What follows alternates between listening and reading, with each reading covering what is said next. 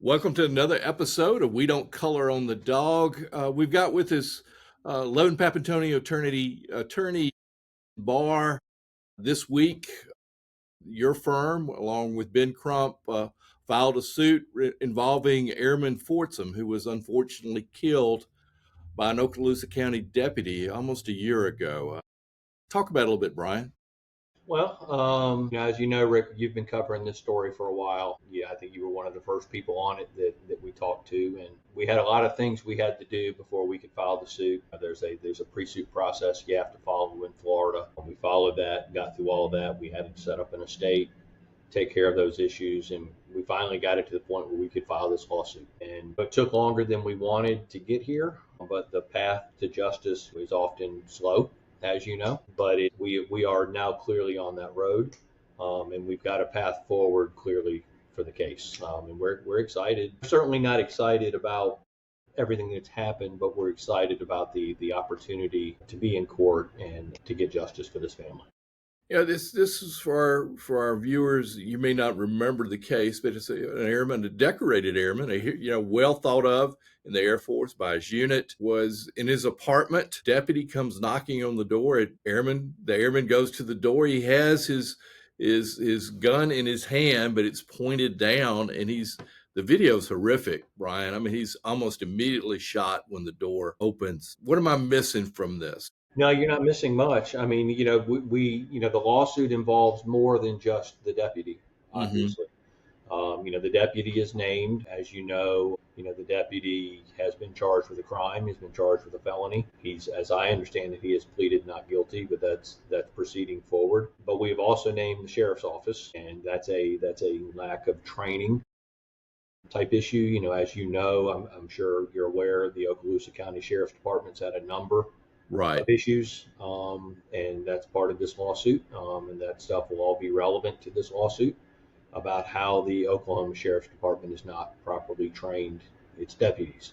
And so that would be the liability for the Sheriff's Department. And then on top of that, you have the apartment complex. And what we know about the apartment complex is that a complaint was made by a resident that heard some sort of disturbance. That resident contacted the management office. The management office, upon no verification or anything, gave Roger's apartment number as the apartment in question. We know there was not a dispute going on in Roger's apartment because he was there alone. He was there, he was on a FaceTime call with his girlfriend, and he was there alone. So the dispute was clearly not coming from there.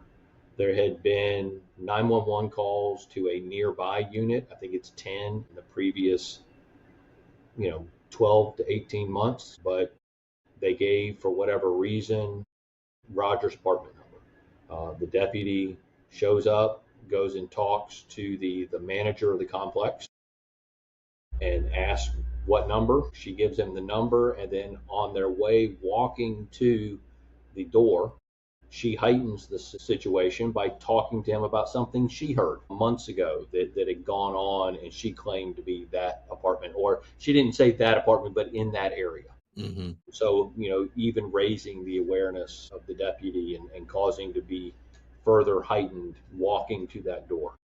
He got to the door. There was clearly no dispute going on. You can hear that in the video. You hear birds chirping in the background. He first, not standing in front of the door, so Roger could not see him through a peephole, bangs on the door, does not identify himself, then swings around to the other side of the door, bangs on it again, and does say Sheriff's Department. But from what we have been told from the girlfriend, that Roger did not know that it was a Sheriff's Department deputy at the door. And he was at this point concerned because he has this person aggressively knocking on his door. And he came to the door with a firearm, but as a trained military person, he knows not to come, firearm pointed out approaching the door.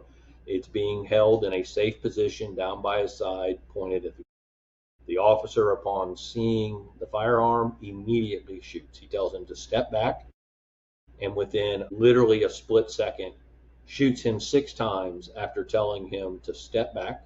Did not give him even a chance to comply.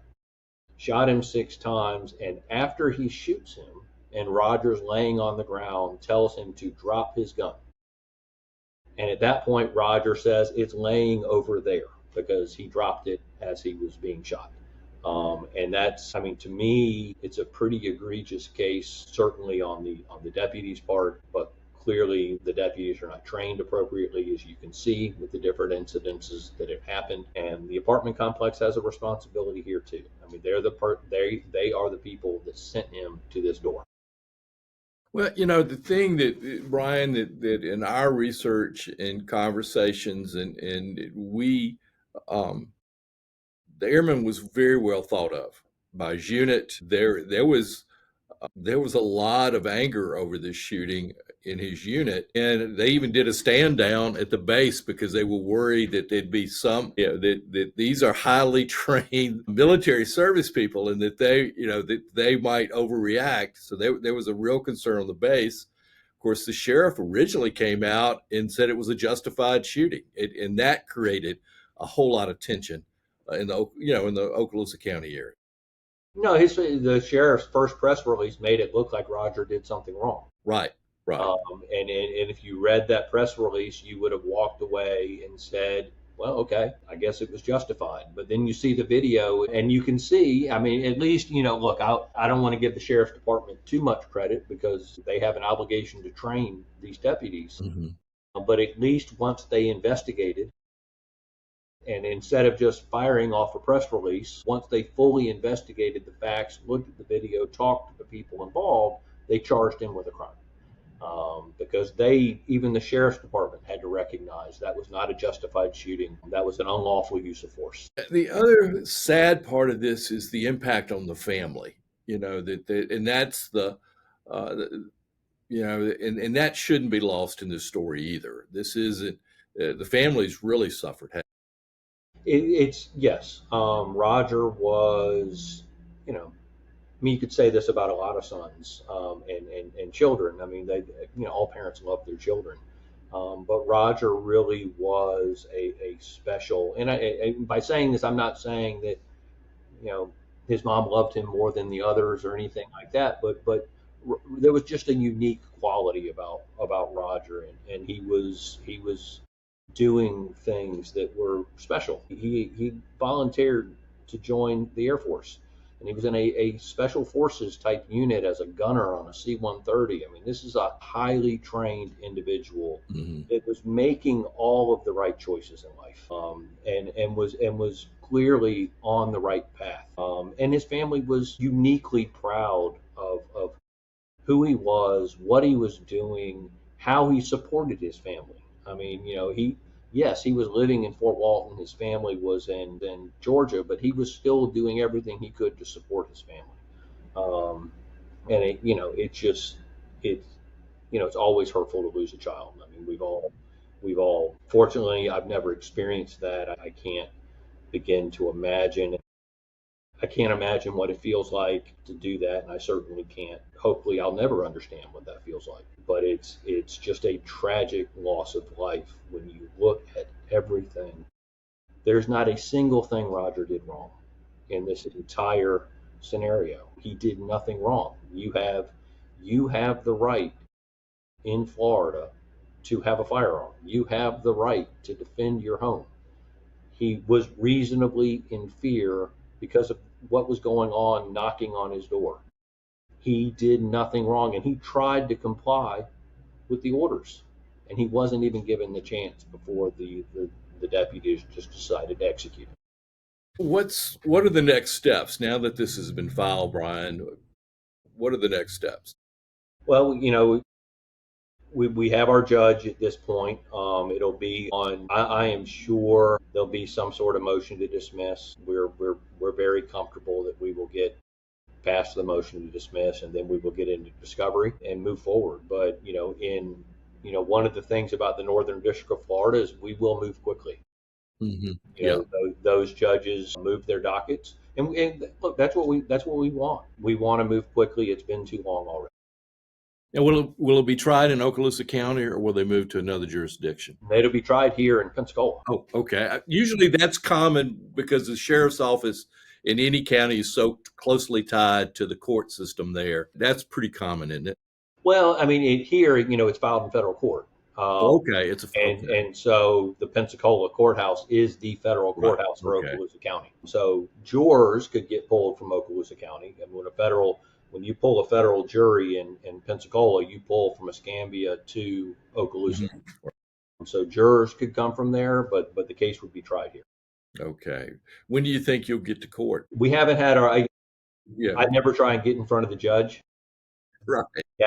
We haven't had our first status conference or anything like that, so I don't know what's going through the judge's head at this point, but we want to get there as quickly as we can. Well, Brian, thank you for doing this interview.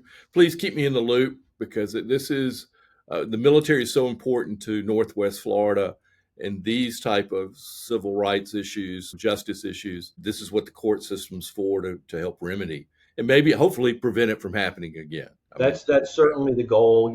Look, I mean, Roger's family wants more than just justice. Yes, they want justice. They want the people that were responsible for this to have to pay in both the criminal system and the civil system. But what they really want is to have this stop happening. This is too common an occurrence, and it needs to stop.